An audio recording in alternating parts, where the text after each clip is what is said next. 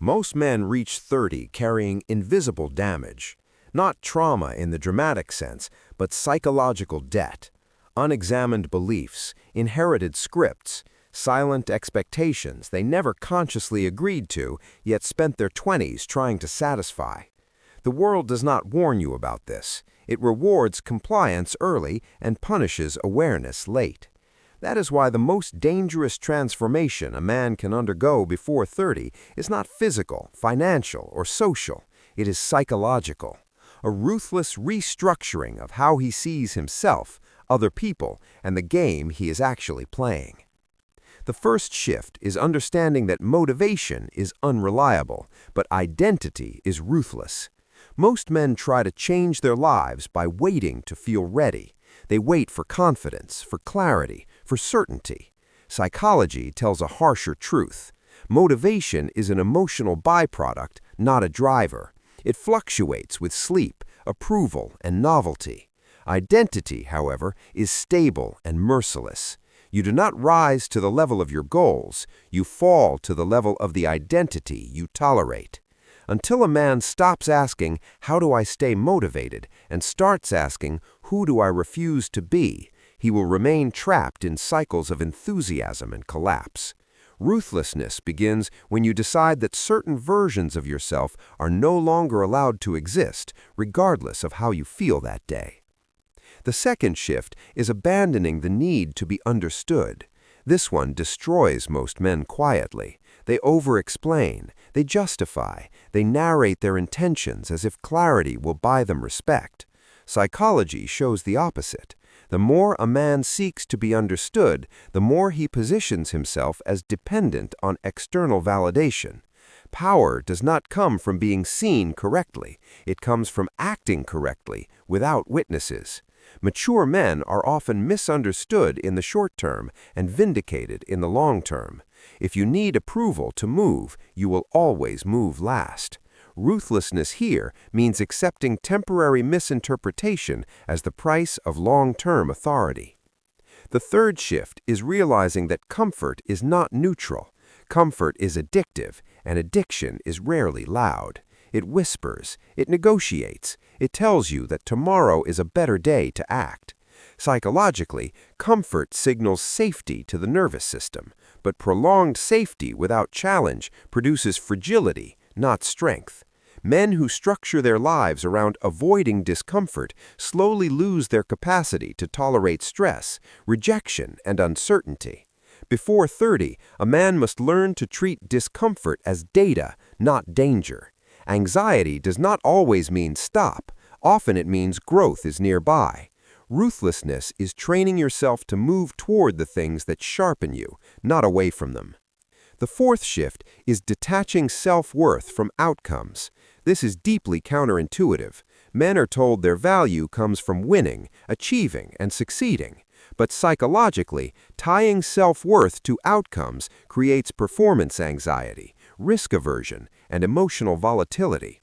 When your identity depends on results, every failure feels existential. Ruthless men separate process from identity.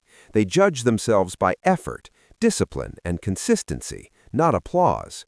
This detachment produces calm under pressure. It allows a man to act decisively because his ego is not on the line every time he takes a risk. Ironically, this is also what improves outcomes. When the fear of failure disappears, competence rises. The fifth shift is understanding that most people are not thinking about you at all. This sounds obvious, but emotionally it is devastating once internalized. Much of male insecurity comes from imagined scrutiny, the belief that eyes are always watching, judging, measuring. Social psychology dismantles this illusion. People are overwhelmingly self-focused, preoccupied with their own fears and desires. Ruthlessness here means withdrawing energy from performative behavior. You stop trying to manage impressions and start managing actions. When you no longer live as if you're on stage, your decisions become cleaner, faster, and more aligned with reality. The sixth shift is learning to delay emotional gratification without becoming emotionally numb. Many men misunderstand discipline as suppression. They think being ruthless means feeling nothing. That is not strength, it is avoidance. Psychological maturity is the ability to feel impulses without acting on them immediately, anger without explosion, desire without compulsion, fear without paralysis. This is impulse control at a high level. Before 30, a man must train himself to sit with urges without acting on them immediately. This builds internal authority. You become someone who chooses, not reacts. The world respects this instinctively, even if it cannot articulate why. The eighth shift is accepting that loneliness is not a flaw, but a phase. Modern culture frames solitude as failure, yet psychologically, solitude is where identity consolidates. Constant stimulation, validation, and social noise prevent introspection. Many men fear being alone because silence exposes unresolved questions. Ruthlessness is staying anyway, sitting in the discomfort long enough to hear what your own mind has been avoiding. Men who master solitude develop an internal compass. Men who avoid it borrow direction from others and pay for it later. The ninth shift is understanding power dynamics without becoming cynical.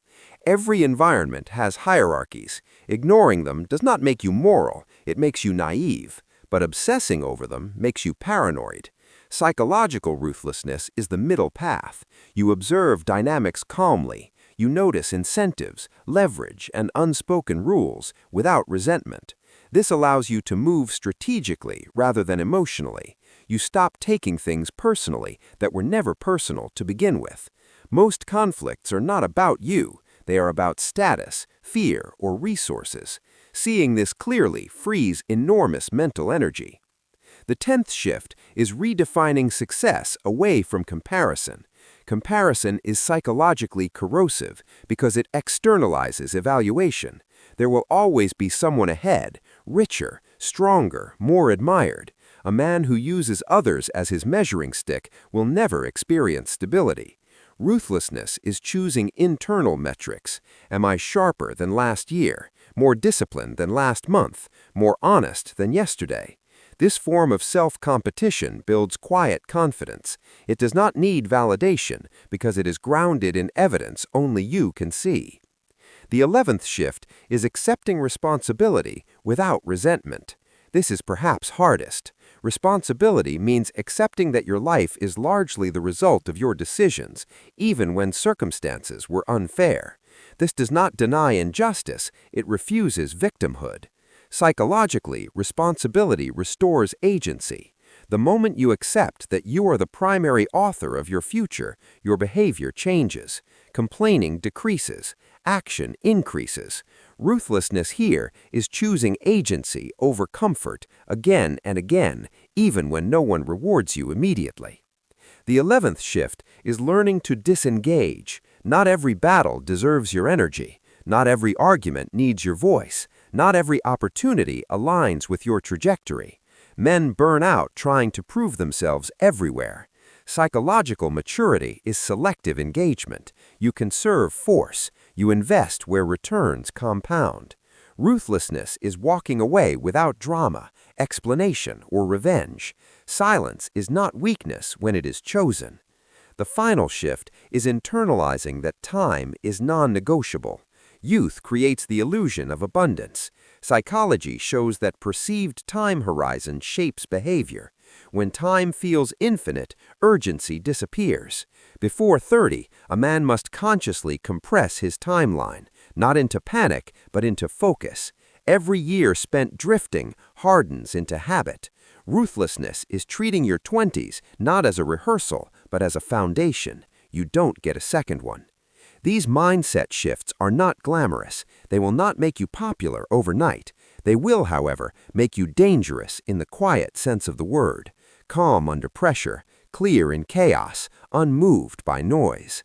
By 30, the men who master these psychological restructurings are not louder than others. They are simply harder to manipulate, harder to derail, and harder to replace. And that's the point.